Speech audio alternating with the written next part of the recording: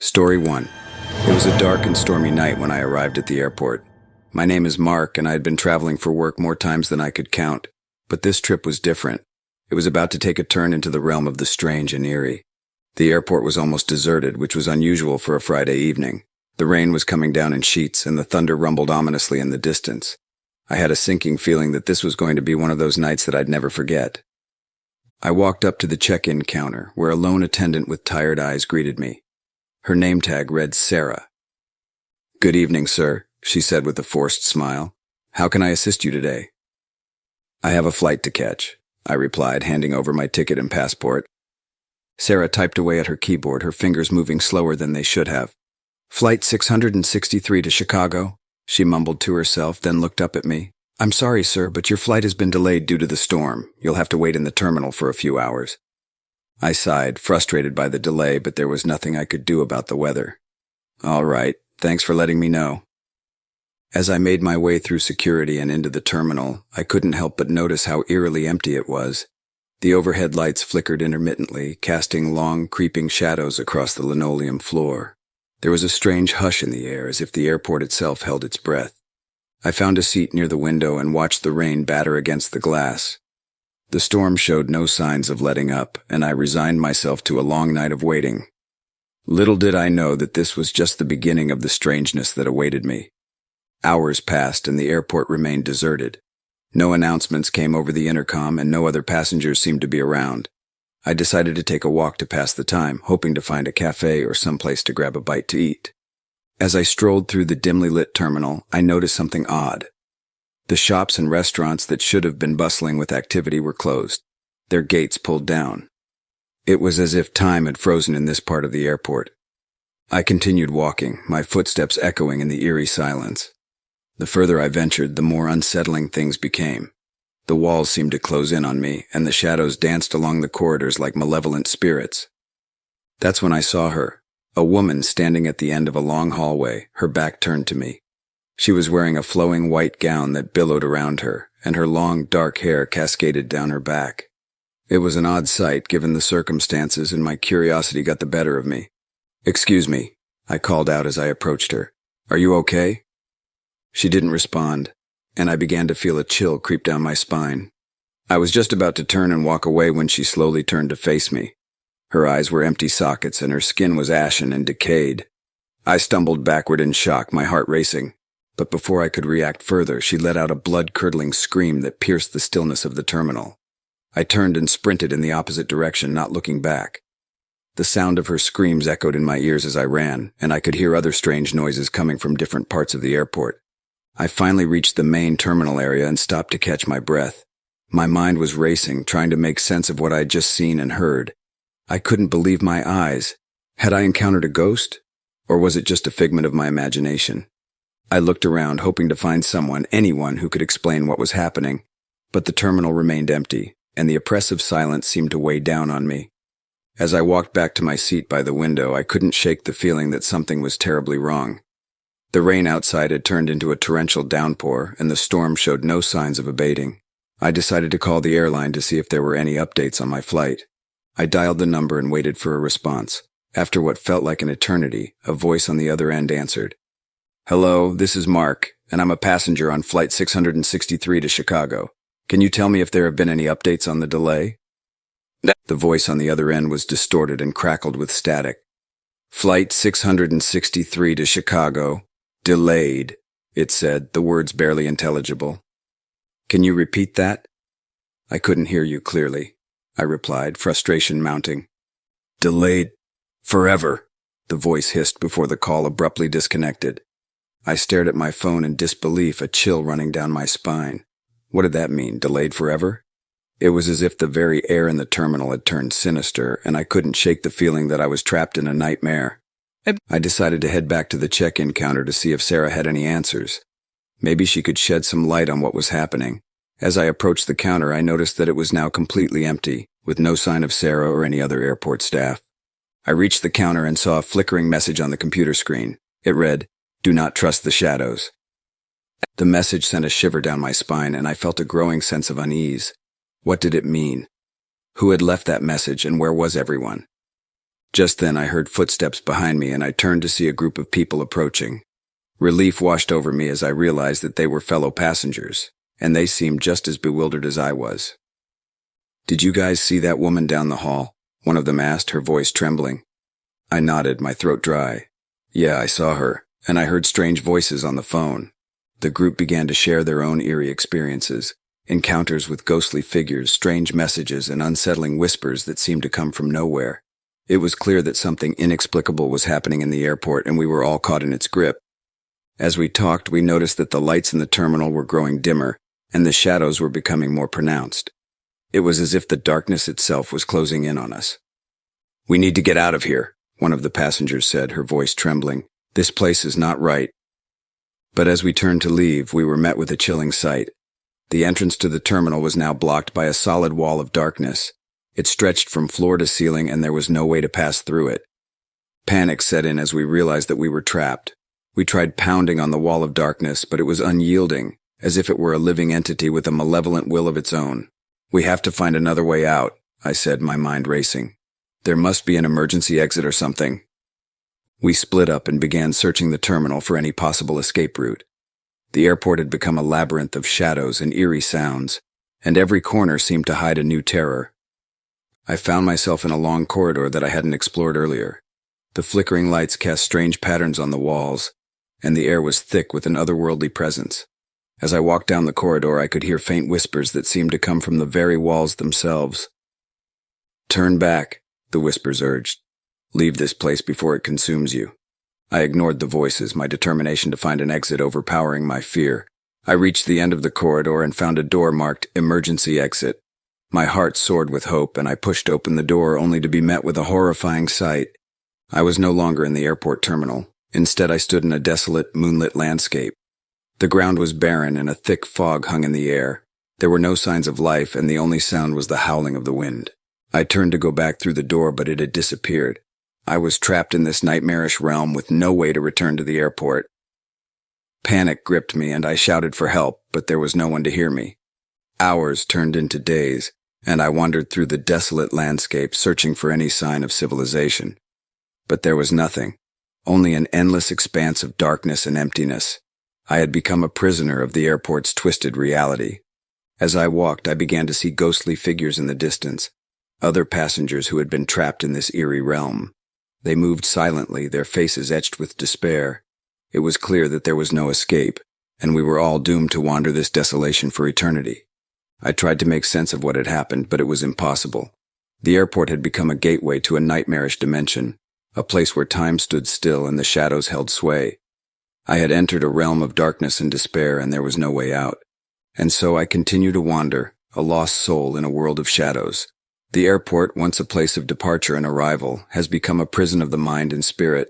I can only hope that someday someone will find a way to break the curse and free us from this eternal torment. But until then, I am trapped in the terminal of shadows, a passenger on a flight that will never take off, a traveler in a never-ending nightmare. And as the darkness closes in around me, I can only wonder if I will ever find my way home. Story 2. My name is Emily, and I've always been a frequent traveler. I've seen my fair share of strange things in airports over the years, but nothing could have prepared me for the horrors that awaited me at Gate 13. It was a chilly evening when I arrived at the airport for a late-night flight. The terminal was nearly empty, and a sense of unease settled over me as I made my way through the dimly lit corridors. The only sound was the echoing of my footsteps on the cold, tiled floor. I reached Gate 13 and took a seat near the window. The rain outside was pouring relentlessly, and the darkness seemed to seep into the terminal, making it feel colder and more foreboding. I tried to shake off my unease, attributing it to the late hour and the weather. As I waited for my flight, I noticed a couple sitting across from me. They looked disheveled and anxious, their eyes darting around the empty terminal as if they were expecting something terrible to happen. They were not alone in their apprehension. A few other passengers shared the same look of fear. The minutes turned into hours, and there was still no sign of our plane. The tension in the air grew thicker, and the couple across from me began to argue in hushed tones. I couldn't make out their words, but their voices trembled with fear. Suddenly, a voice came over the intercom, crackling with distortion. "Ladies and gentlemen, we regret to inform you that Flight 237 to Atlanta has been delayed indefinitely due to unforeseen circumstances. Please remain seated and await further instructions." A collective groan of frustration and anxiety swept through the terminal. People began to murmur to one another, exchanging worried glances. I felt a growing sense of unease, a sinking feeling in the pit of my stomach. I decided to get up and stretch my legs, hoping to ease my growing anxiety. As I walked away from my seat, I noticed something odd, a shadowy figure standing near the gate, partially obscured by the darkness. It was a tall, gaunt man dressed in tattered clothing, his face hidden beneath a hood. "Excuse me," I called out. "Are you waiting for the flight as well?" The figure didn't respond, but instead it turned and began to walk away, disappearing into the dimly lit corridor. I hesitated for a moment, then followed, my curiosity getting the better of me. The corridor seemed to stretch on endlessly, and the figure moved further and further away. I quickened my pace, determined to catch up, but no matter how fast I walked, the figure remained just out of reach. Finally, I reached the end of the corridor, only to find myself in a small, dimly lit room. The figure stood in the center, its back still turned to me. I took a step closer, my heart pounding in my chest. "Who are you?" I demanded. Slowly, the figure turned to face me, and I gasped in horror. Its face was a grotesque mask of decay, its eyes empty sockets, and its mouth a gaping maw of darkness. It was a wraith-like specter, a creature from the darkest corners of my nightmares. I stumbled backward, my pulse racing, and turned to flee, but the door had disappeared. I was trapped in the room with the abomination before me. The figure began to glide toward me, its bony fingers outstretched. I screamed and pounded on the walls, desperate to escape, but there was no way out. The figure drew closer, and I could feel a cold, malevolent energy emanating from it. Just as it was about to touch me, I heard a voice, faint but unmistakable, coming from behind the figure. "Emily, wake up! You're having a nightmare!" I jolted awake, drenched in sweat, my heart pounding in my chest. I was back in my seat at Gate 13, surrounded by the other passengers, who were all looking at me with concern. The couple across from me had stopped arguing and were now holding each other tightly, as if seeking comfort in each other's presence. The tension in the terminal had dissipated, but the feeling of dread lingered. A voice came over the intercom, clear and free of distortion. "Ladies and gentlemen, we apologize for the delay. Flight 237 to Atlanta will now begin boarding. Please have your boarding passes ready." Relief washed over me as I realized it had all been a dream, a twisted nightmare brought on by the delay and the eerie atmosphere of Gate 13. I boarded the plane with the other passengers, but as I settled into my seat, I couldn't shake the feeling that something had been awakened at Gate 13, something dark and malevolent. I glanced back at the gate one last time, and there in the shadows I saw the figure from my nightmare, its empty eyes fixed on me. The plane took off, leaving the airport and Gate 13 far behind. But I couldn't escape the chilling sensation that the horrors of that night would haunt me for a long time to come. Story 3. My name is Sarah, and I had always been a nervous flyer, but nothing in my wildest nightmares could have prepared me for what I would experience on the night of the midnight flight. It was a cold and stormy evening when I arrived at the airport. The terminal was eerily quiet, with only a handful of passengers scattered around, all casting anxious glances at the windows as the rain poured down relentlessly. I checked the time on my phone. It was 11:30 p.m. As I approached the gate for my flight, I couldn't help but feel a growing sense of unease. The gate area was dimly lit, and the overhead lights flickered intermittently, casting eerie shadows on the floor. There was an ominous hush in the air, as if the very walls of the airport were holding their breath. I found an empty seat near the gate and settled in, trying to distract myself with a book. But my nerves were on edge, and every creak of the terminal's aging structure seemed to echo through the empty space. As the minutes ticked by, I noticed that the flight attendants were nowhere to be seen. There were no announcements over the intercom, and the departure board displayed no information about our flight. The other passengers exchanged worried glances, but no one seemed to know what was going on. I decided to approach the gate agent, a middle-aged man named Mr. Anderson, who had been busy typing away on his computer since my arrival. His expression was grim as I approached the counter. "Excuse me," I said, my voice trembling slightly. "Do you have any updates on our flight? It's supposed to depart at midnight." Mr. Anderson glanced up at me, his eyes weary. "I'm sorry, ma'am, but there's been a delay. We're still waiting for clearance from air traffic control due to the storm." I nodded, trying to hide my disappointment. I returned to my seat and tried to remain patient, but as the minutes turned into hours, my anxiety grew. The storm outside showed no signs of letting up, and the tension in the terminal was palpable. I looked around at my fellow passengers, all of whom seemed on edge. Among them, I noticed a young girl no older than 8 or 9, sitting alone near the gate. She looked frightened and lost, clutching a worn teddy bear to her chest. I felt a pang of sympathy and decided to strike up a conversation to distract her from the delay. "Hey there," I said gently, taking a seat next to her. "Are you traveling by yourself?" The girl nodded, her wide eyes filled with tears. "My mom was supposed to be with me, but she's not here. I don't know where she went." I tried to comfort her, assuring her that her mother would return soon. But deep down, I couldn't shake the feeling that something was terribly wrong. As the clock inched closer to midnight, a feeling of dread settled over the gate area. The lights flickered once more, and a low, ominous hum filled the air. The other passengers began to murmur nervously, and I felt a shiver run down my spine. Just then, the intercom crackled to life, and a voice came over it, a voice that sent chills down my spine. It was a voice that seemed to belong to neither the living nor the dead, a voice that spoke in a language I couldn't understand. The young girl next to me began to cry, and panic spread through the terminal like wildfire. People rushed toward the exit, desperate to get away from whatever unseen horror lurked in the shadows.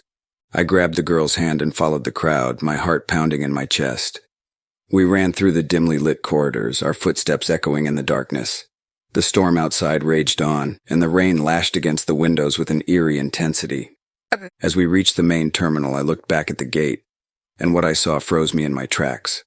The gate had transformed into a gaping maw of darkness, an abyss that seemed to devour everything in its path. The young girl's teddy bear lay abandoned on the floor, its button eyes staring up at me with a haunting emptiness. I had to make a choice: continue running or go back for the girl's mother, who was still nowhere to be found. With a sense of dread, I turned back toward the gate, determined to unravel the mystery of what had happened. As I approached the gate, I heard the girl's voice calling out for her mother. But it wasn't just her voice, it was a chorus of voices all crying out in anguish and despair. The darkness of the gate seemed to pulse with a malevolent energy, and I knew I had to be cautious. I took a deep breath and stepped through the threshold into the abyss. The world around me twisted and contorted, and I felt myself being pulled deeper into the darkness.